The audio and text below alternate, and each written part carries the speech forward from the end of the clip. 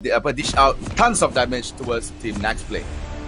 Yeah, that's going to be an interesting one indeed here, as we're going to be seeing Jushi, Ooze, Mitch, Arisen looking to move into the lanes. Blue side for NXP, red side for RRQ. Yeah, meanwhile in RRQ, Daniel, Echila, Viper, Helios, and also Love right here.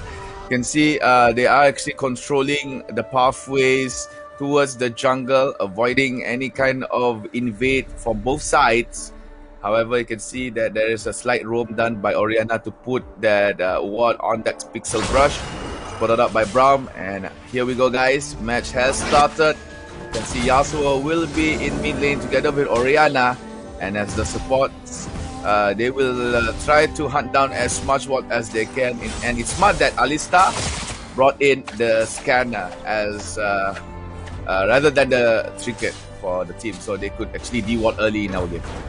Alright, warning totem not for him is going to be the disco ball indeed. Disaster as well as Ooze right now, starting out the duo lane very well indeed. So we're going to be starting seeing some classic WILDRIFT League of Legends here. Bot lane duos to solo mid and top lanes. Jungler is going to be working themselves out here, trying to get as much information as they can. Over to the bot side, Ooze takes in a little bit of damage. Viper misses out on the Mystic shot. You can see how Viper is actually controlling bot lane, not allowing to Ooze to get that much needed last hits, because Corki is actually very item dependent. Because without much items, especially the Triforce, Corki could not perform as much as he would if he has one. So it's smart play there by Viper, trying to control the Corki very well so that he would spike damage up. Alright, Daniel right now going to be engaged. Love in a lot of trouble here. Has to flash out of the way. Helios comes into the fight. It's going to be first blood over to the side of NXP. NXP being able to take down another one. We'll be able to see another one going over to Viper. Viper right now on the outside trying to sling as much of his spells as he can, but will not be able to get any more than just one. A 1-for-2 exchange in favor of NEXPLAY. Risen might go for a dive here, but due to the fact that Risen does not have much HP to go in there.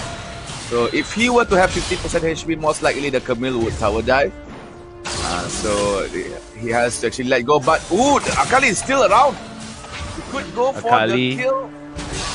No, not gonna go. Not gonna go. Yeah, both of them just going to exchange a little bit of love taps within one another. Get very, very low indeed. Doubt that Arisen is going to be staying. Will want to go for the reset and re-rotate to top lane. Over to the bot side here, we do see Viper and Ooze as well as Disaster looking towards getting some of these early exchanges. Over to the mid side here, we see Mitch in a lot of trouble, but it is going to be shocking to saves if Mitch walks away with just a bit of health. Nice exertion of damage there by Yasuo on towards Oriana. With that, he has much more confidence in fighting that Oriana later on. However, ooh, nice flash there, avoiding that Lee Sin.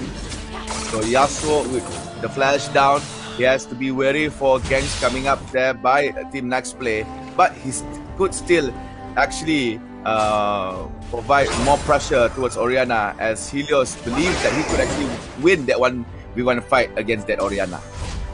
Yeah, we're going to be seeing Helios right now over towards the mid side here. Going to get the reset. Aquila right now trying to get as much poke as he can onto Arisen. Arisen there very wisely so stays away from all of that damage potential that could come.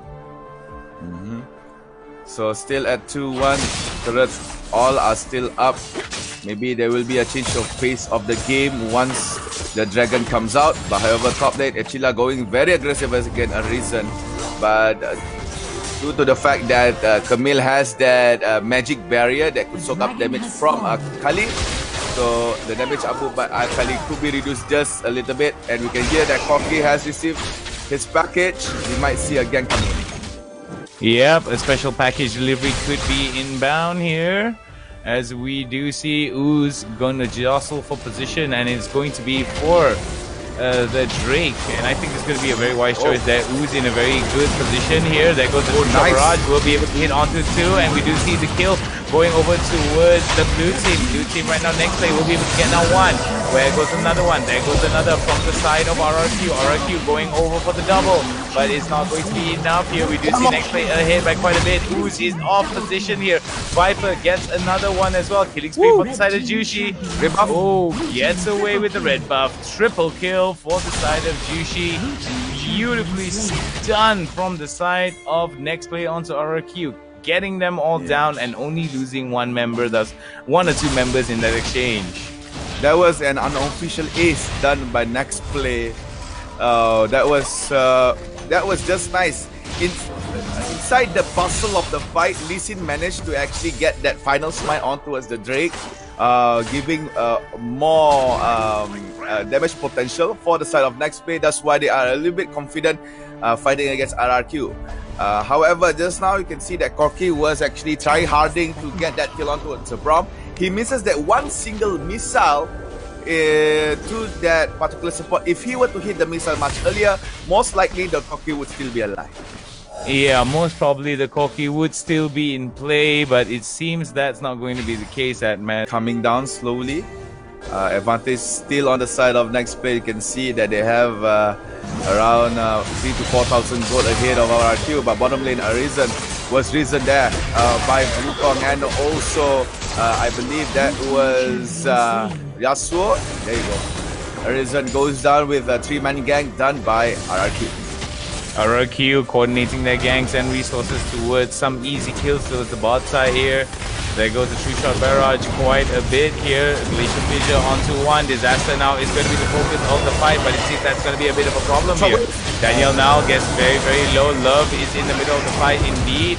But Helios right now, one more hit is going to get taken down. Disaster flashes in with the hit, but will be taken down as well. Love will be able to get that kill credit. Viper will be able to get down that kill credit here.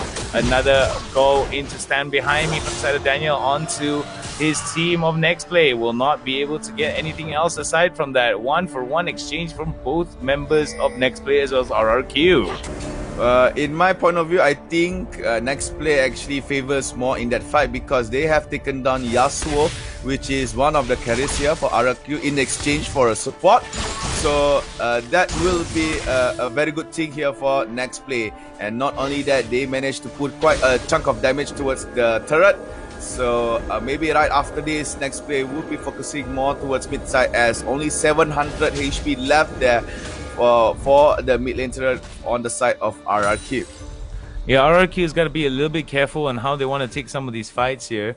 They got to focus on more of the macro objectives that could benefit them in the long run here. Mid game seems to be very much in favor for the side of NEXPLAY. 8 minutes and 30 seconds into the game. Time has elapsed and we're going to be seeing another package here for the side of NEXPLAY. NEXPLAY now could actually use this to work wonders for them as they are going to be taking the Infernal Drake. So no wards around. Jushi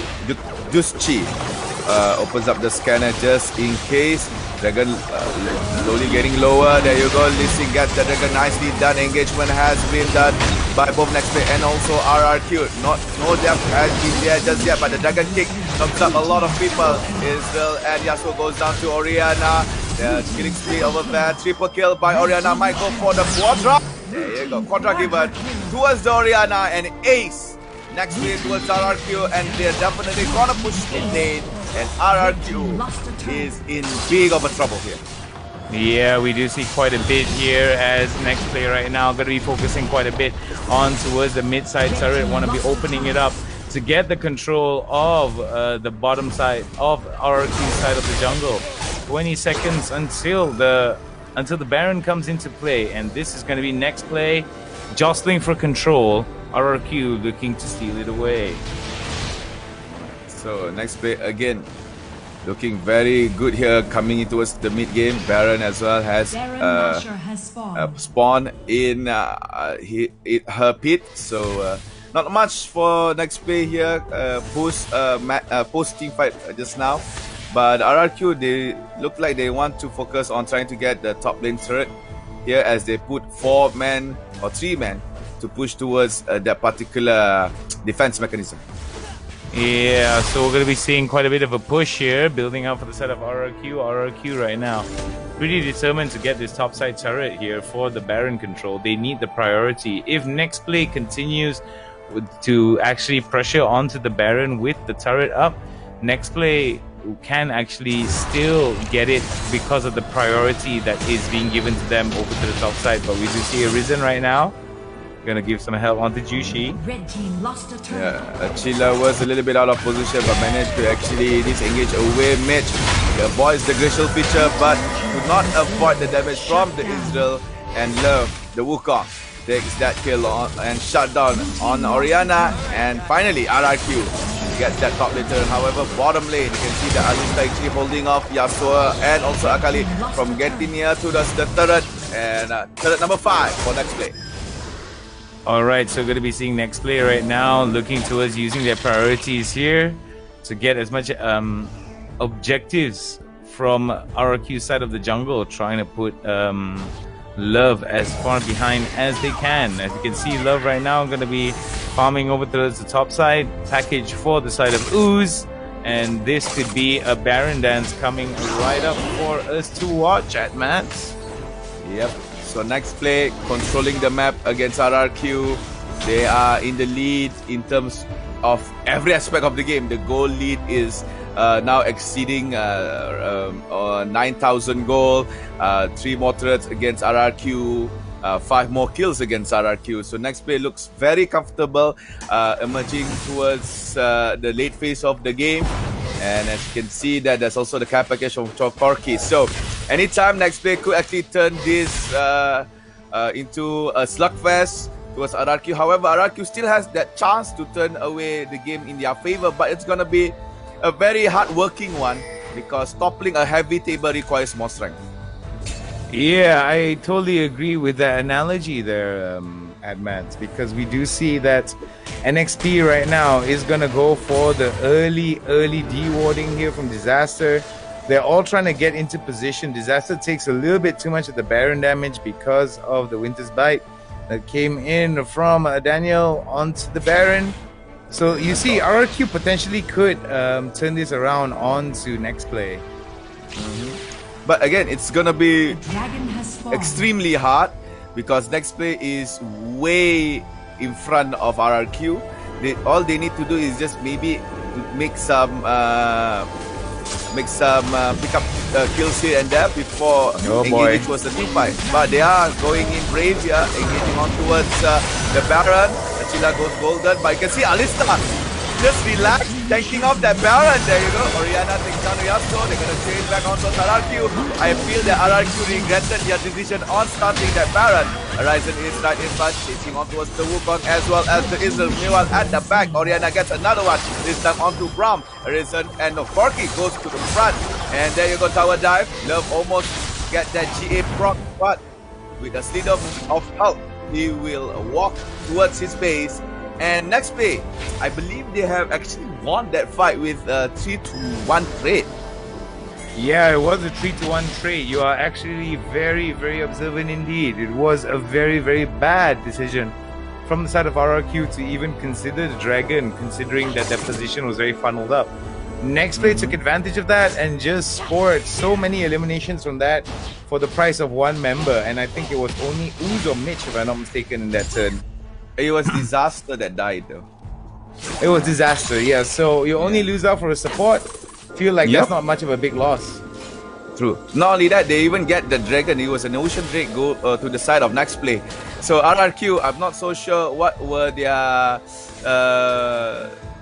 decision mindset on making that Baron start. But again, now you can see Mitch knows that he has a lot of damage. He doesn't mind putting it up on towards a very tanky support. So with that, it gives affirmation that Mitch can do a lot in a team fight.